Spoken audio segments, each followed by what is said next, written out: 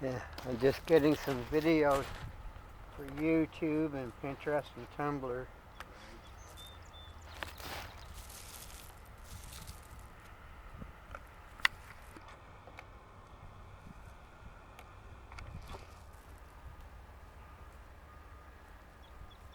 Yeah, there's a there is a second person down here. That's why the geese moved away from the rocks.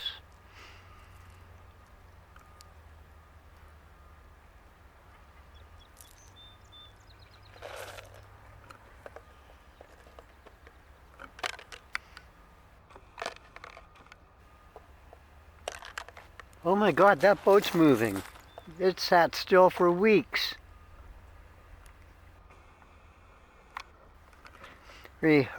Remember when I said that I thought that boat carried molasses?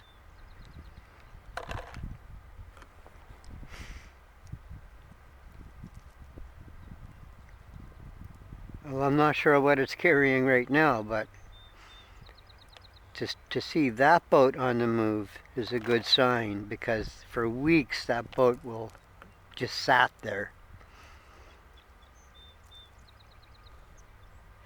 Oh, I know what that boat's carrying. I think it's bulk metals.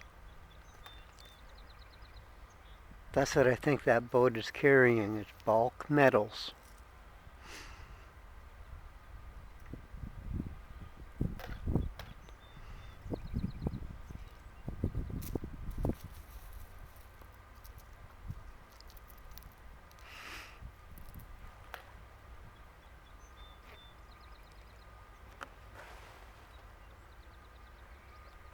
There, now I can get the full superstructure in view.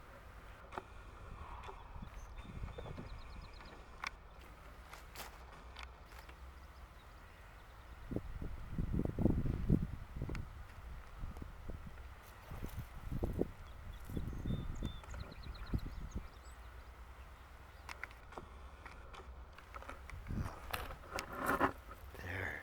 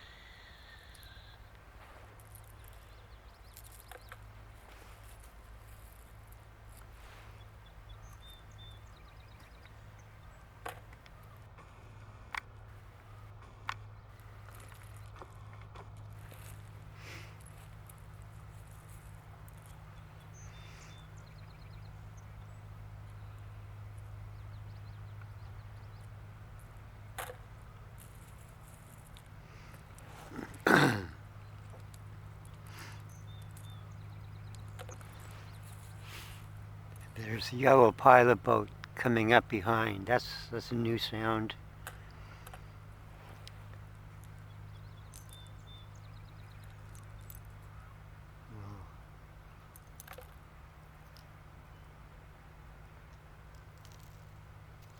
There it is.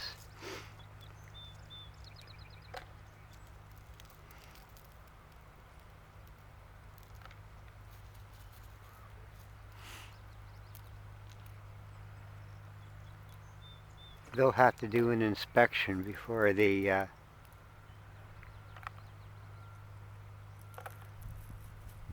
they'll do an inspection of that freighter before it actually leaves fully, before it's actually gone. I had to adjust this.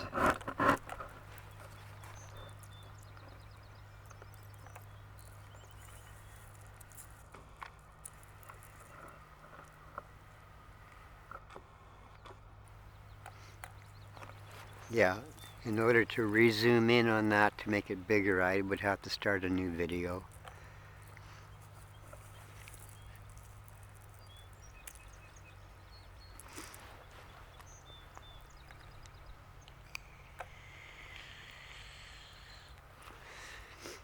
And the geese calm down. They're returning to the rocks again to feed.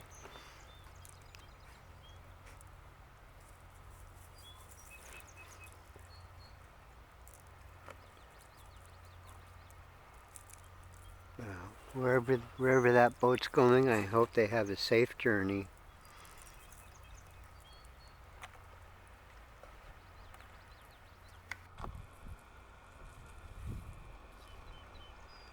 And we're going right along here because the geese returned.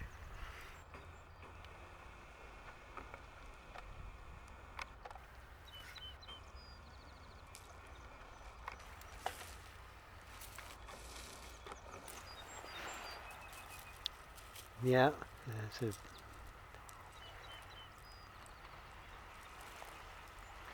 There's still, most of the geese are still out on the main reef. The very top of the front ravine is clear of water now, so the geese are out there. But very slowly they're returning to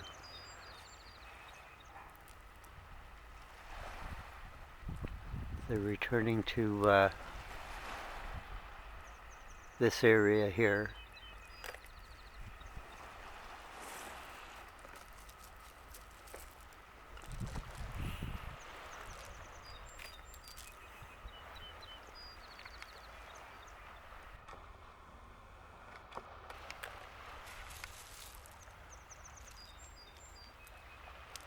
There they are. Did you work down here all day yesterday? Yeah, I was, yeah. Yeah, I spent about 5 hours. I got, I kind of parked myself on the front rocks for a bit, and then I went down below in that northeast corner and sat down and videoed whatever bird life came around. And then, What pictures you taking? oh, I got videos of the sandbar when that cleared. Oh yeah. There's the very first things on it were some seagulls and Sammy the gray harbor seal. So I got videos of that. And then I got more videos of the great blue heron. And after that, I got videos of cormorants and Is that true when they say that place over there? I got lighthouse is on it. I would believe it is. Huh? Yeah, the lighthouse and Partridge Island and Oh my God. there's hauntings, I'm pretty sure. Holy. Because if you think about it, 100,000 people were quarantined, the Irish immigrants. Huh? The Irish immigrants in the late 18th century, Right. because of the Irish potato famine, 100,000 came through the Partridge Island Quarantine Center. Oh my God. And they went from here. They went from here to towards Upper Canada, and there was a whole lot more of the immigrants that came through the St. Lawrence River Valley. Oh my God. And even before all these, how shall I say it?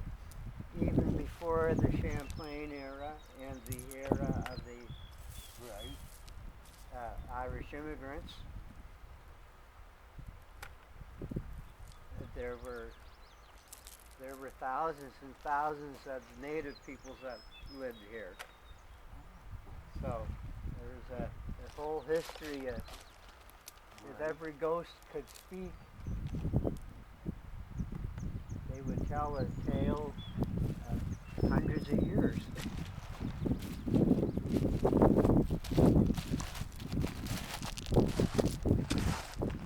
didn't know that. Oh, I better. These birds wound up down here. I was just telling ghost stories.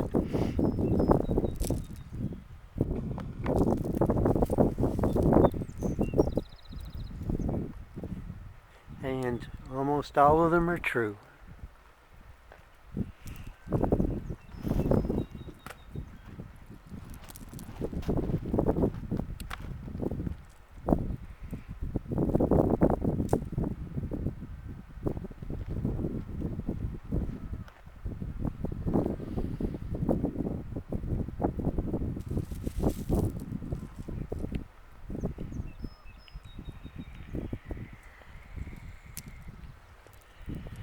I have to watch my time.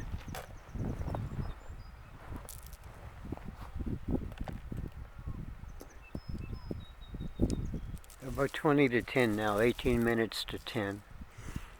So after this video, when this video ends, I'm going to head home, recharge my batteries.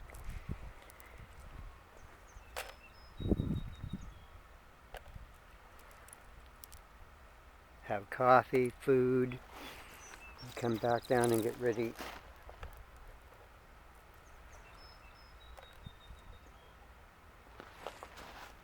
And get ready to get some more videos. But yeah, it's true about the immigrants in Partridge Island. Well, you see, when Champlain arrived, he established territory here, and the Acadians, they led the, well, Nova Scotia, or Acadia, as Champlain called it, comprised what is now New Brunswick, Nova Scotia, and a good part of Maine. That was Acadia.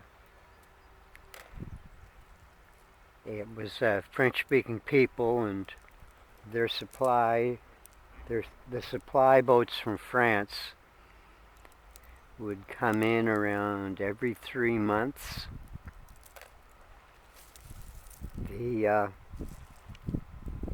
But during the colonial wars, the fight for control of North America, the Acadians of New Brunswick and Nova Scotia, PEI,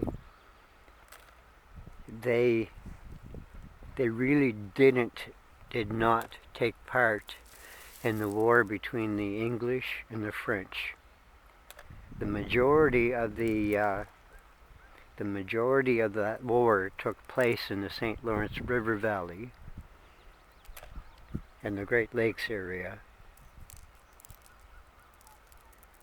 The battle for the fur trade was one face of the battle for North America.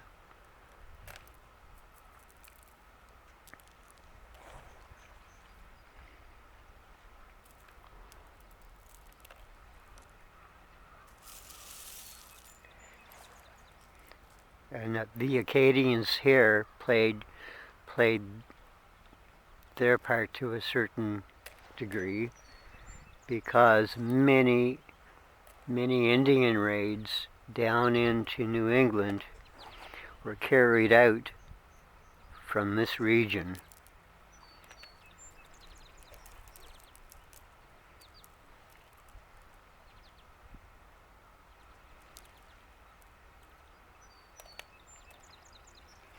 Yeah, names like Burnt Church, Meductic,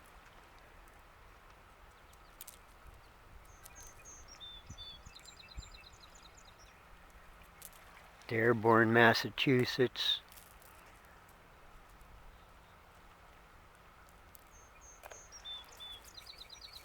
They're all names from They're all names from of the Indian villages.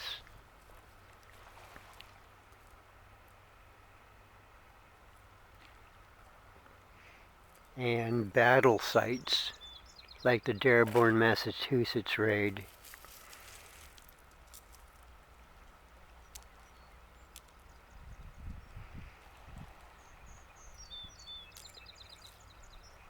That goes way back in history. That goes way back to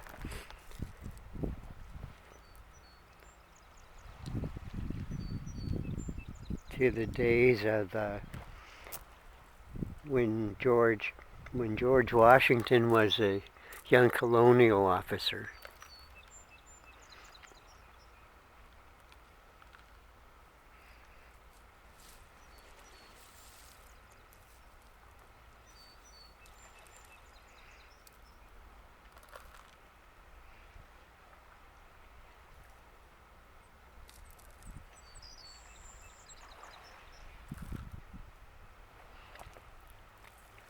But the the Maliseet and the Micmac and the Passamaquoddy in this region really did go down into New England territory to aid the Abenaki and the French, like in the war against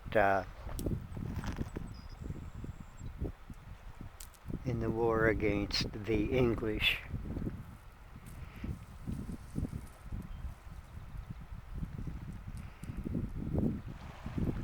And the Six Nations tribes, they went up the Hudson River Valley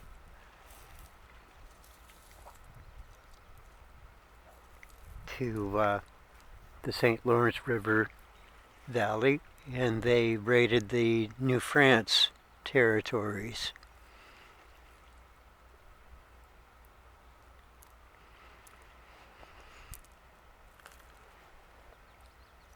And to this day, you'll see me pick up the odd pieces of pipe stem and trade bead, and those are remnants of the French and Indian War, or the Morning War, as it is also called.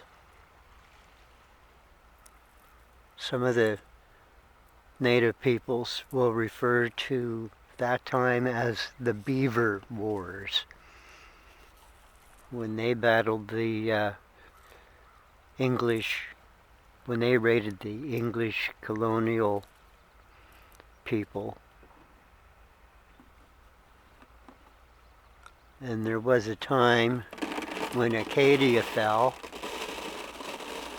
that the French got along well with the Micmac and the other local tribes, but the English did not.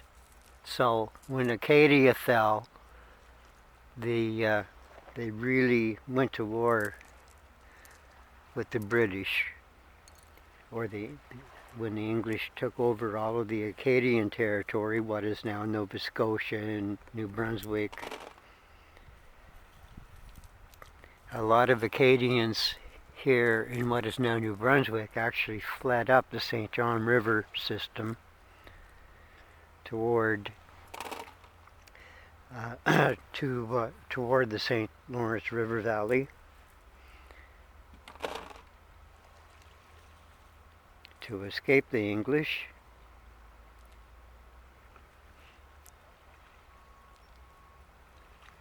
And they were given refuge among the native tribes of the St. John River system. The Maliseet and the Micmac, mainly.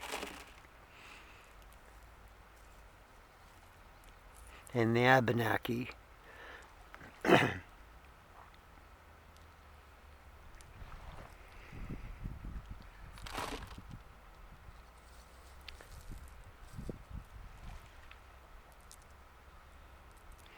Yep, and it was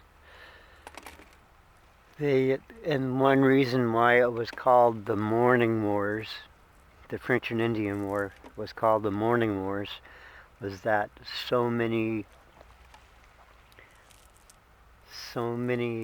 warriors lost their lives. So many mothers lost sons and uncles and sons. Yeah, sons and uncles and brothers. That many captives, both on the English side and the French side, many captives were taken in as family members, adopted to help repair, well, to help replace the people that were lost.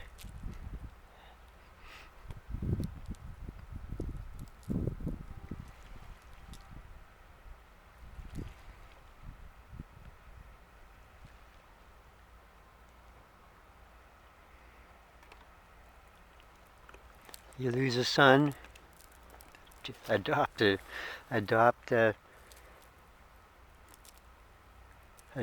prisoner. So many French and English adoptees among the native tribes, among the Six Nations, among the Abenaki, among the Micmac. They ended up back on the frontiers, raiding their old territories.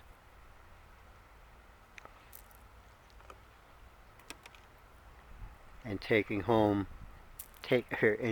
back captives.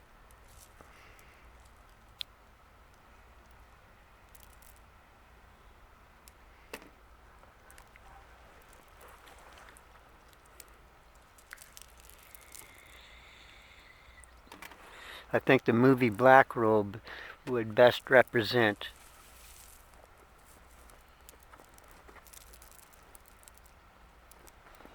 a good historical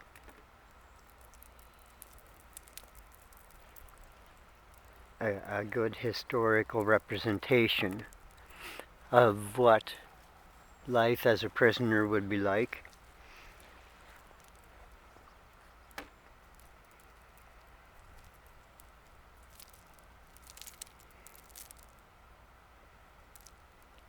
Okay, that's enough of that video.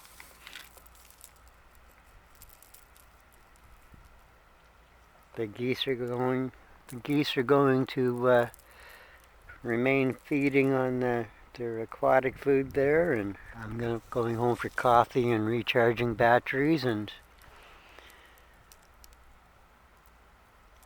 then I will come back and hope for some great blue herons and some seal.